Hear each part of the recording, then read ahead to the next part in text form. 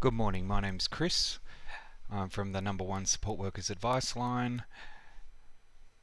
Welcome to a new day and welcome to a new talk. Today I'm going to talk about grocery shopping for others. When we're working with a client, we are responsible for ensuring that they make good choices, that good but not dictated to. We're not telling people how to live their lives, but we are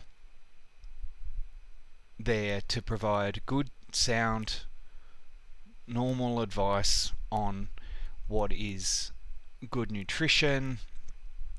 Having too much of something is not good for our bodies.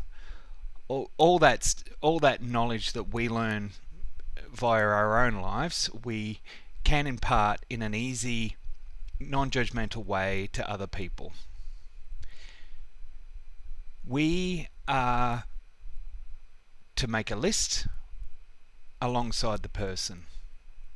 It's very empowering for a person to sit and put together a list, and then you can interject and let them know that, well, maybe to go with that you might want that. So if they wanted you to run down the shop and grab some pies, or they talk about particular meats, etc., you can say, well, I like peas and carrots with that, or how about some gravy? How about we get you some gravy to mix with that, or things to that effect. We give the person the tools to make their own list. So we discuss what their likes and dislikes are, and then adding colour to what can be included on their list, and their diet for the week. Easy to prepare meals. Some people have less functionality than others, yet the sustenance that they need can be produced. I have an opinion on canned stews or high in salt and things like this, and preservatives and whatever else you want to throw out there. But to a person who just can't cook because they've got no functionality due to alcoholism or low capacity or depression, then a stewed can is an easy thing for them to enact, easy thing for them to do. It's can opening, tipping into a saucepan, turning the oven on, and then just standing there and keeping an eye on it. With that, slices of bread, real butter if that's what they're into. These things are able to be, that type of food is able to be very easily accessible for someone in their quiet time when there's no one else around. Of course, yes, we have our judgments, and we know that it's not a good thing to do over a long period of time. Just sticking to that one thing for a few days would not be great for healthy, able-bodied people such as ourselves. But for those people who just need nutrition, need something in their stomach, need the micronutrients they are present in there. No judgment, just whatever's easier to help that person in the twilight make a meal and get that food into them. Being creative with choices.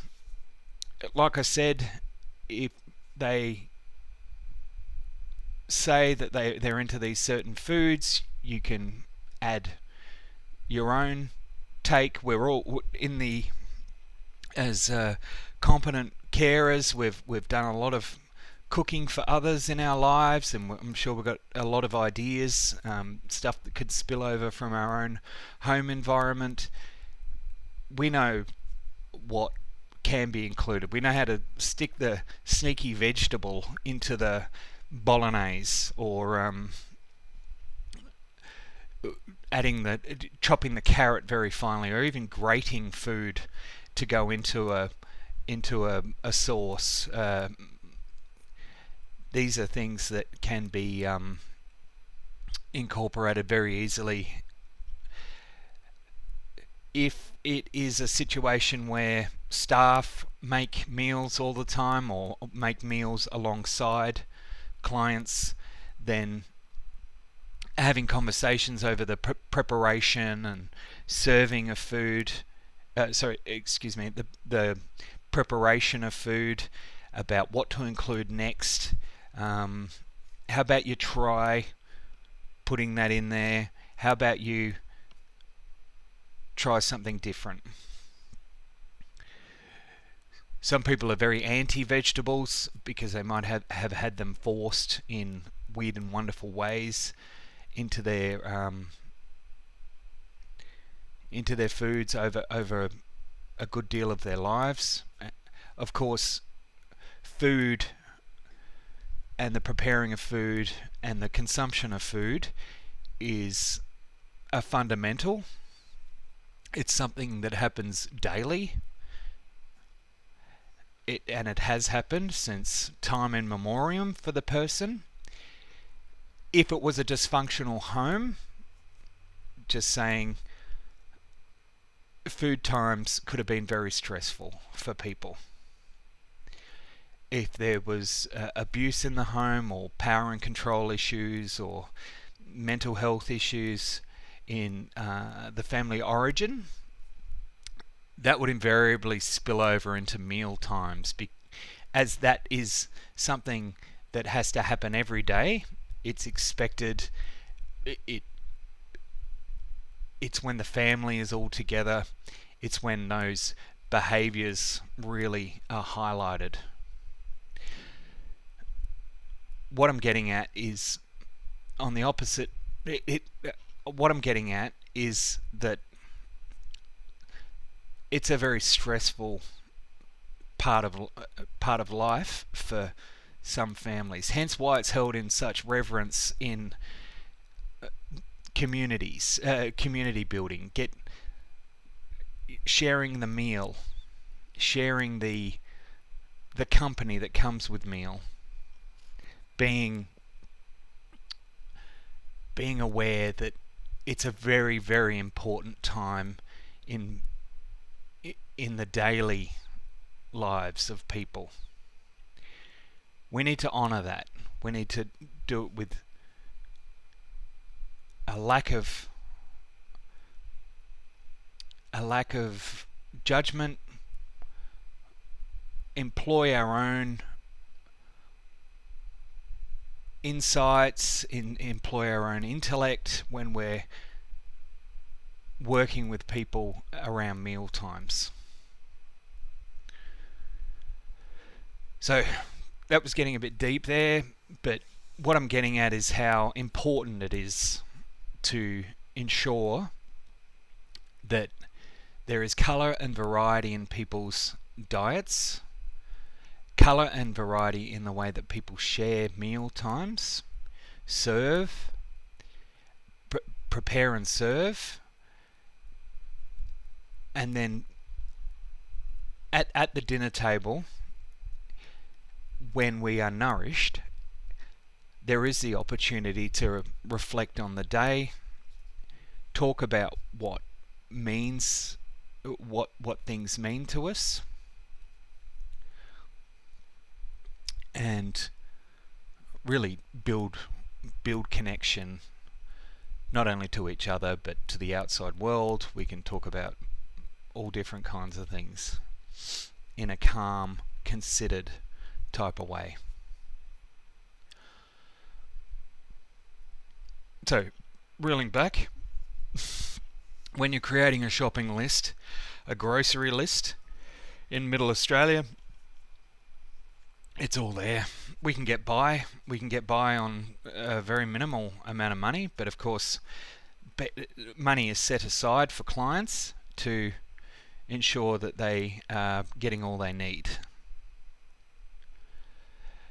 Gain essentials for functioning, such as detergents, laundry detergents, maybe some hand soaps, cleaning essentials. Those are the things that need to be checked on and check that they're up to date.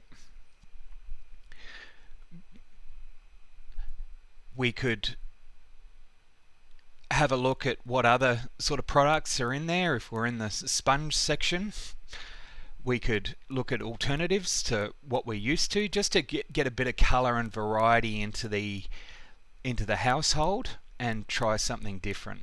Different smelling detergent doesn't always have to be.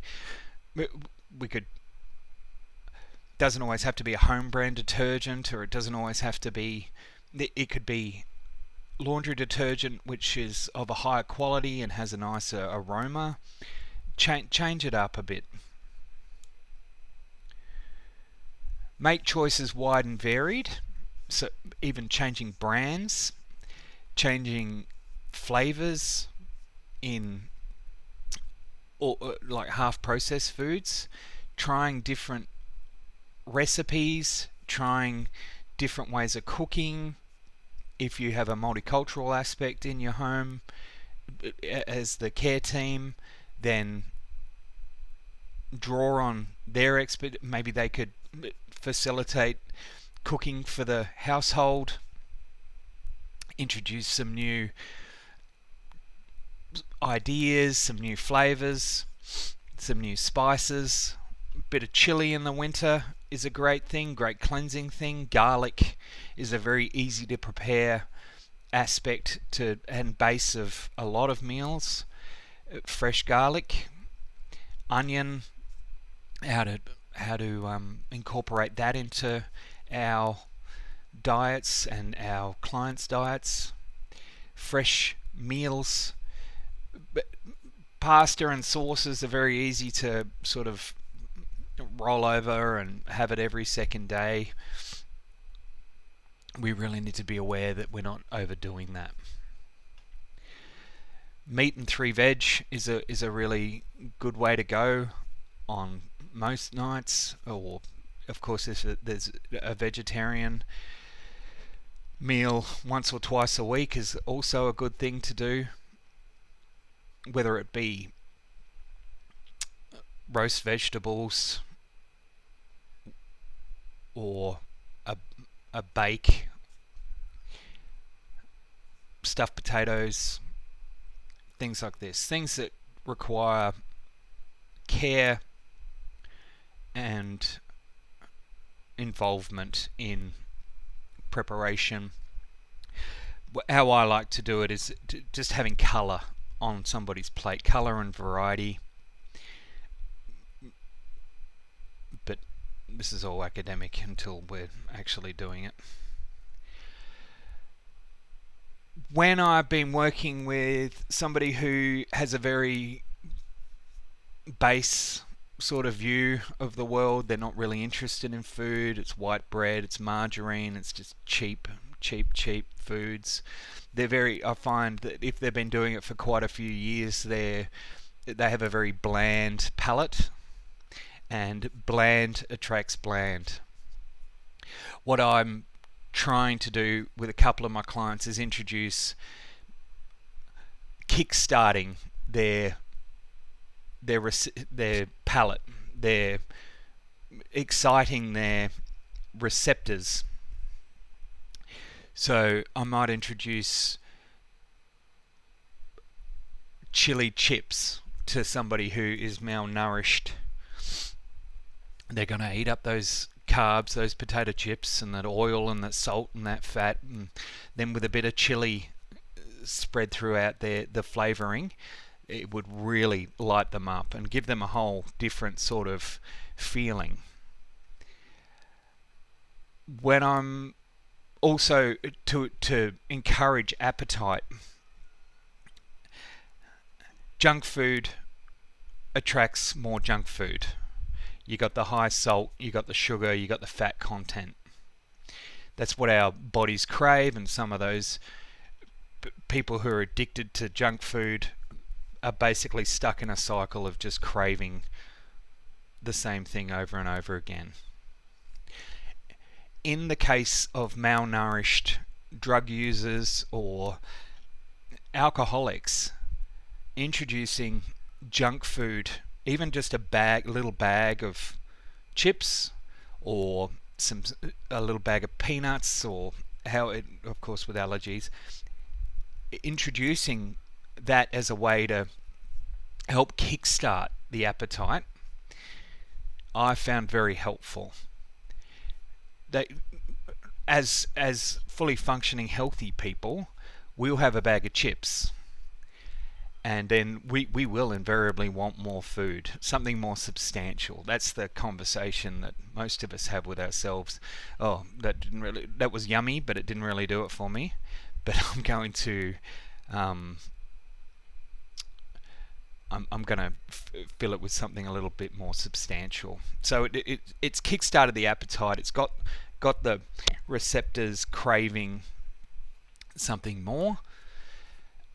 It's a very easy thing. They're just sitting there doing their thing. Open a bag of chips, snack on those, and then it might drive them to get up and go and make something more substantial.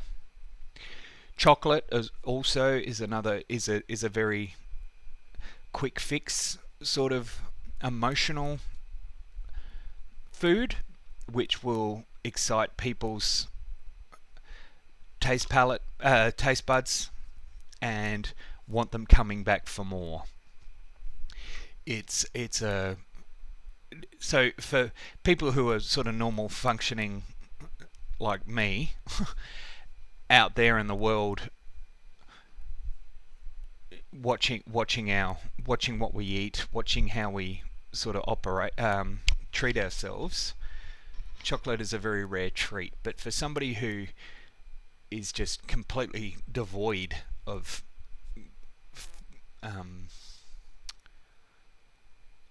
the benefits of food and diet,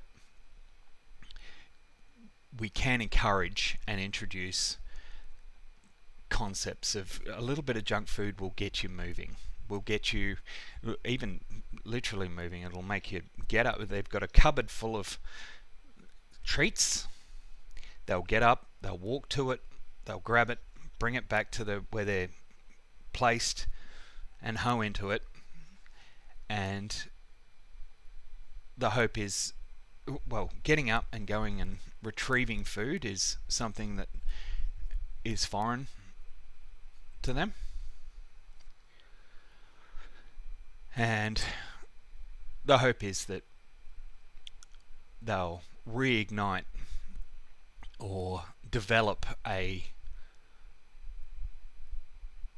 pathway to the kitchen, knowing that I go to kitchen, that's where the food is, I can prepare food there, and I can treat myself well. The turnaround is extraordinary when a person who is malnourished and not interested in food, once they start eating, everything sort of comes.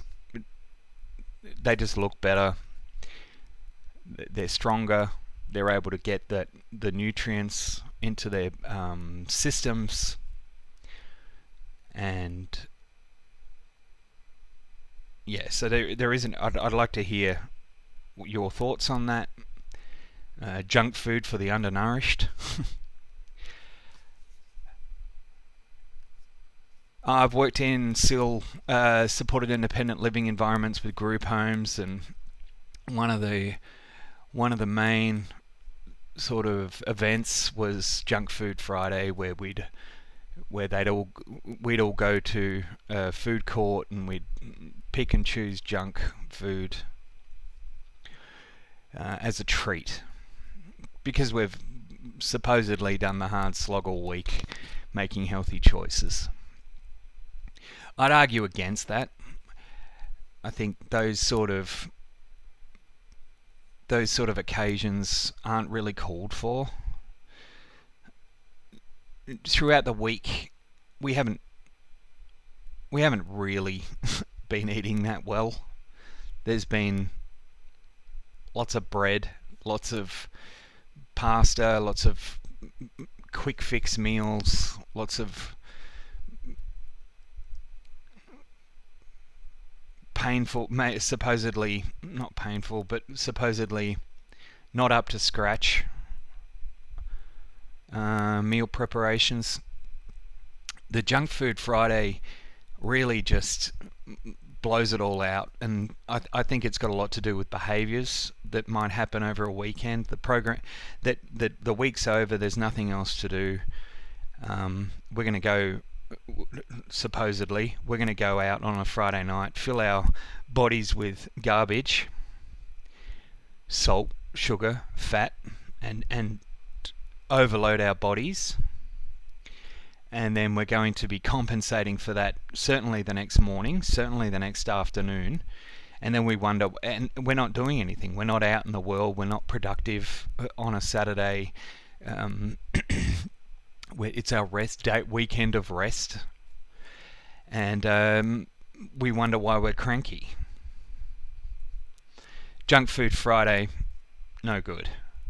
McDonald's, no good. Maybe once every year. I don't know. Up for talking about that.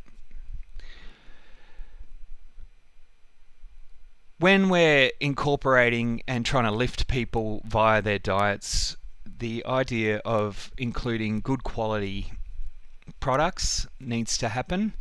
A good quality coffee, if they're into coffee, or a good quality decaffeinated coffee. There are other alternatives to decaf coffee which can be explored. People might find that just lifting the standard of what's in the cupboard, it even lifts the standard of the care that they receive. Hence, a support worker will go to the cupboard. It's not just black and gold, or not putting. It's not home brand. It's sort of it's obvious that somebody's put in a bit of consideration into lifting the standard of taste, of even having the product of a higher sort of level. Spending that little bit extra shows a certain amount of care and consideration. Menu planning is something that we're all doing alongside clients. We can grab recipe books, we can make that part of our weekly practice. Sitting with the client, what would you like to contribute on this day? There is a real sense of there's a real call for people to be collaborative and contribute ideas to menu plan, but it's up to us as the people who go out and do the shop alongside the client to ensure that we've got everything that needs to be done. If we don't, come home, as we're unpacking, we realise what we've forgotten and what we may need. So there's a certain review process there, and make sure that those things are gone and picked up in a timely manner and brought back to the house, so we can indeed follow through with that person's request for that meal at that time. So I talk about good quality breads as well.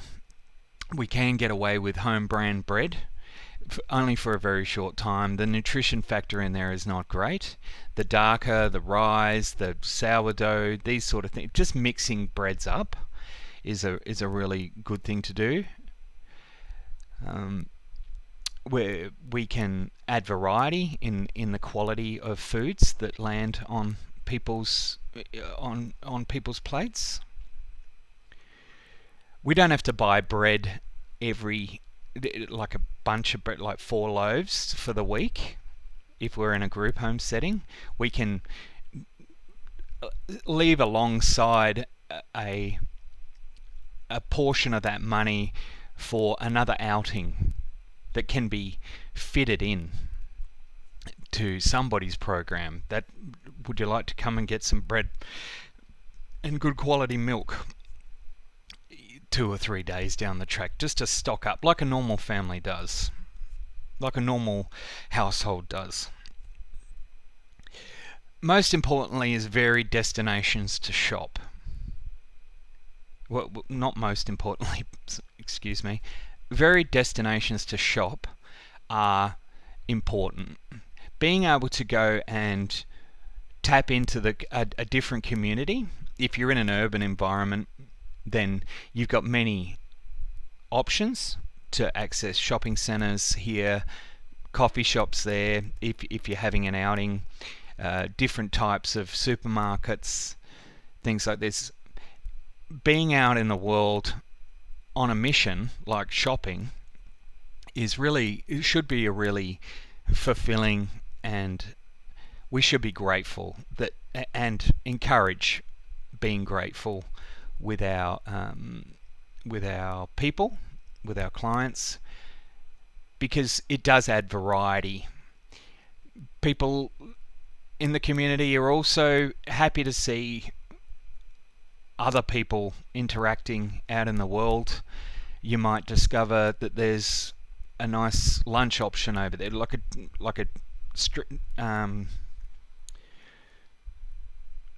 nice, good quality,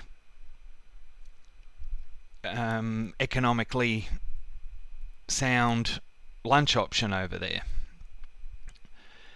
Where we're going to go today, have it so that there are choices to be made. You can say to the client, where would you like to go today? Well, I'd like to go to that shopping centre that we went to the other day, or we'll try something new, or we will go to a completely different area where we can go to a more urban environment where there's going to be a lot of people, and then we can assist ourselves and the clients to get used to different environments, different communities, different pockets of the community.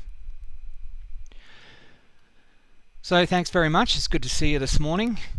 I hope you have a wonderful day and or evening, whatever time you're watching this.